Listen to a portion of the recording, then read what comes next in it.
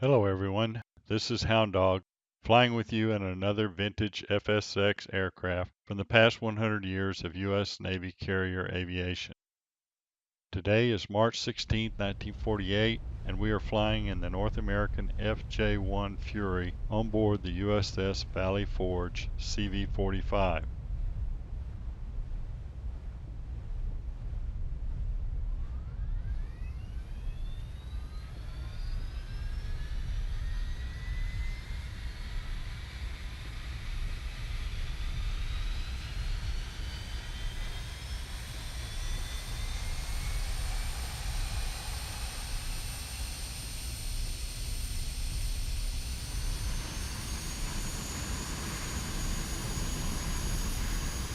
Radio check, 123, 321, radio check.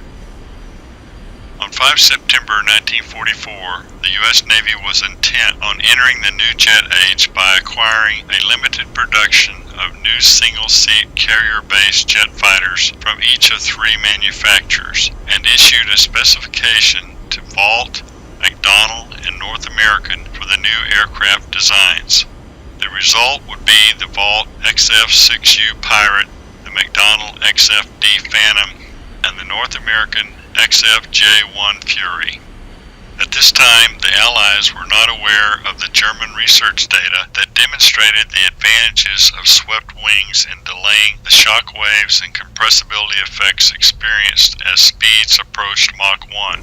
Without this knowledge, the North American engineers went directly to the most successful World War II fighter for ideas, and so the Fury would inherit the North American P-51 Mustang's straight wing, canopy, and tail. On 1 January 1945, the Navy ordered three North American XF-J-1 prototypes. The FJ-1 design had a short 34-foot sausage-shaped fuselage with a large nose intake feeding air to a single 4,000-pound thrust Allison J-35 axial flow turbojet capable of accelerating the clean little fighter to 550 miles per hour. It had non-folding straight wings spanning 38 feet with upper and lower speed brakes in the wings and two 165-gallon wingtip drop tanks. The speed brakes would later be moved with two mounted on each side of the rear fuselage and one underneath the center. The drop tanks would also prove to be too heavy for the thin laminar wings during carrier landings at heavy weights, requiring pilots to dump excess fuel, which severely limited the number of carrier approaches and wave-offs. The 465-gallon fuel tank was located directly behind the pilot, who was sitting in a bubble canopy-covered armored cockpit positioned directly above the air inlet tube. While the pilot visibility was excellent, there was no ejection seat, and the cockpit was not air-conditioned or pressurized, making it very uncomfortable to fly. The FJ-1 had tricycle landing gear, and to save deck space, a swiveling nose-mounted jockey wheel allowed the FJ-1 to kneel and be stacked tail-high close to another Fury. A catapult launch cable could be connected to a steel hook located directly behind the nose wheel. The Fury was armed with 650 caliber machine guns, with three on each side of the nose accessed through hatches on the fuselage. The FJ-1 would be the last Navy fighter to use 50 caliber machine guns. The first prototype was completed in January 1946, but the first flight was postponed until 11 September 1946 while waiting for the J-35 turbojet engine to be delivered. On 28 May 1945, the Navy decided to issue a contract for 100 production FJ-1 Furies, although that number was reduced to 30 after the war.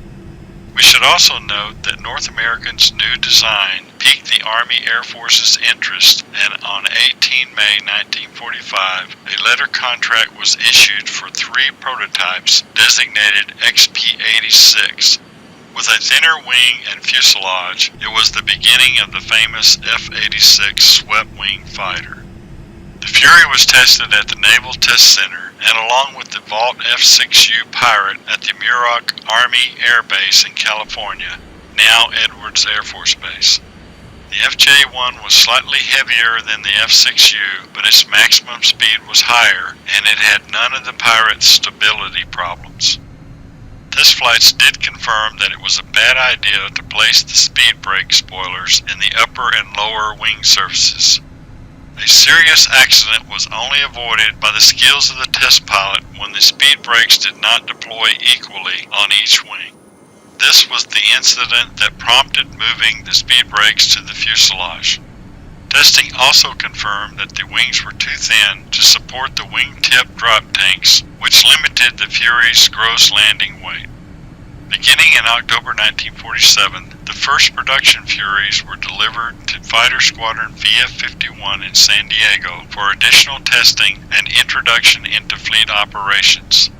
The VF-51 Screaming Eagles were flying the F-8F Bearcat at the time, and a time-to-climb competition was organized between the Bearcat, the Fury, and the P-51 Mustang.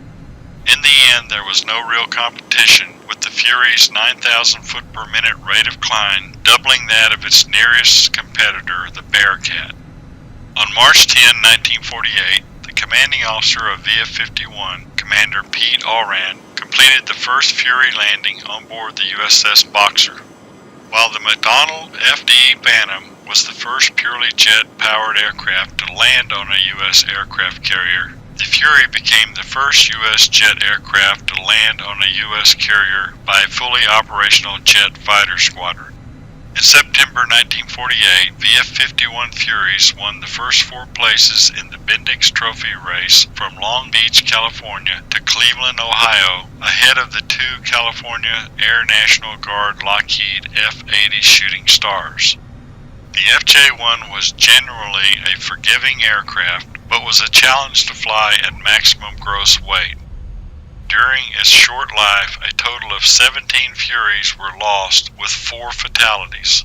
Over half of the crashes were attributed to the lack of an experienced instructor pilot in a back seat to assist the new inexperienced jet pilots.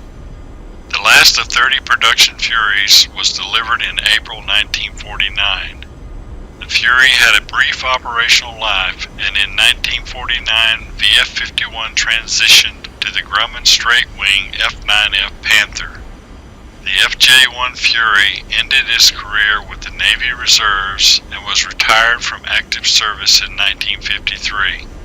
Although the Fury did not see combat during the Korean War, it did help to convince the Navy to transition to the new swept-wing fighter design for carrier operations, primarily due to the superior performance of the swept-wing F-86 and MiG-15 fighters. On 18 March 1949, the Navy acquired 3 F-86Es and modified them for carrier operations. These navalized F-86s would become the basis for the Navy's FJ-2, FJ-3, and FJ-4 Furies.